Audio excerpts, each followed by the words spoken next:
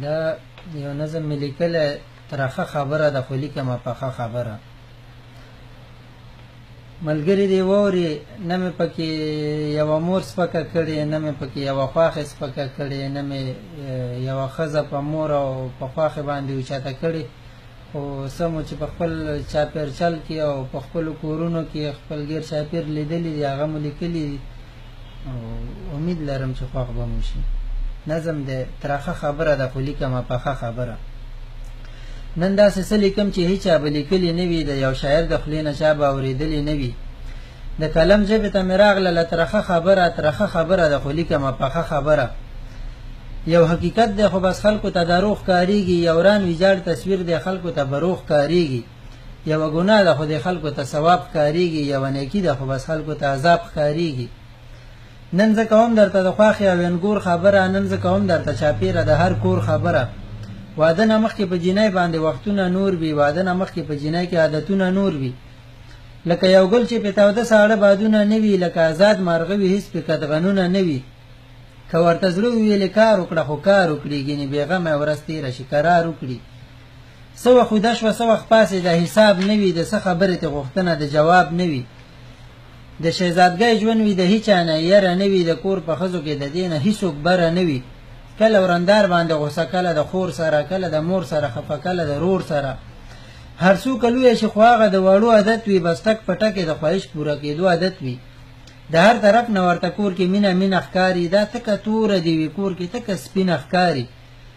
دغه جینۍ سبا واده شي د بل کور ښځه شي، د چا ځیګر شي د چا زړه شي د بل کور ښځه شي. دا لا په بل کور کې د ژوند نه هیڅ خبره نه وي، دا لا حکمونه د خاوند نه هیڅ خبره نه وي. دا لا هم هغسې خپل ځان لکه ګوډکه ګڼي، سخر به خپل پلار ګڼي او خواښې به هدکه ګڼي.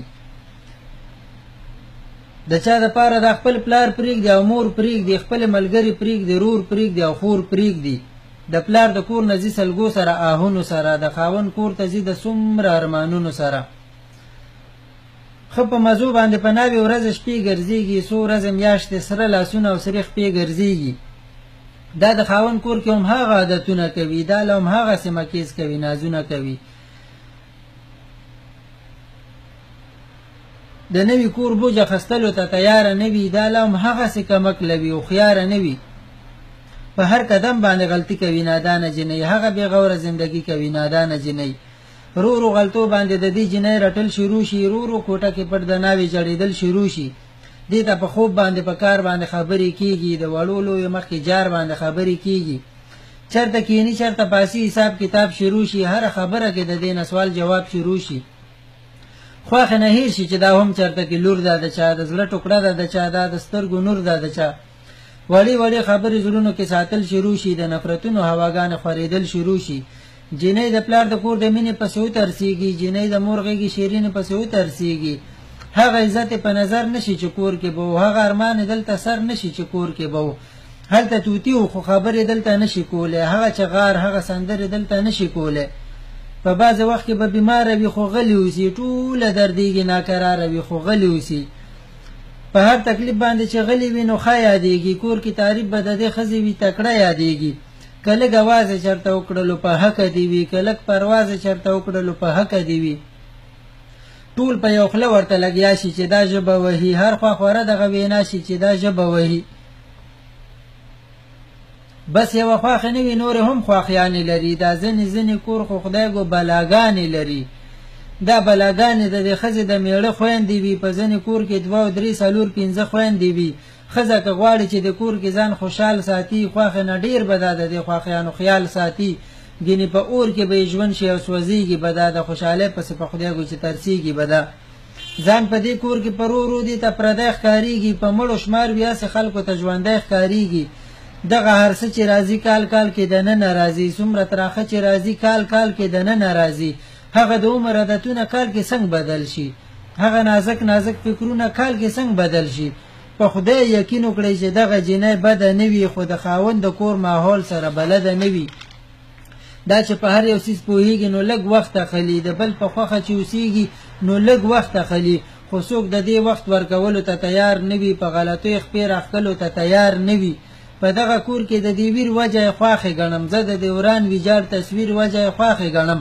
خواښې د کور مشره وي څه چې هغه غواړي کېږي، د سپین او تور مشره وي څه چې هغه غواړي کېږي. کومه انګور چې کله خواښې باندې سپکه شوله، په خدای یقین وکړئ برباده شوله، ورکه شوله. لږه خندا لږ د سرور ورکړي نو ودې ګوري، خواښې خو مینه دې د لور ورکړي نو ودې ګوري.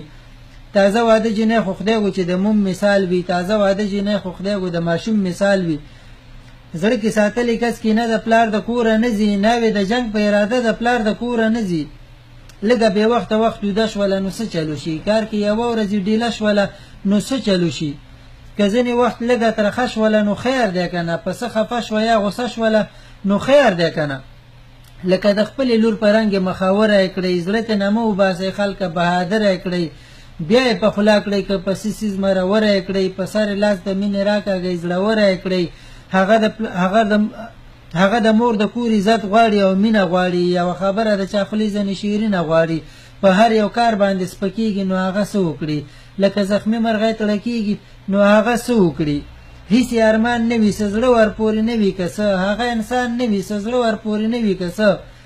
خاوند د مور د یارې دې ته سره وړلی نه شي، سره وړل پرېږده چې هغې ته خندېدلی نه شي.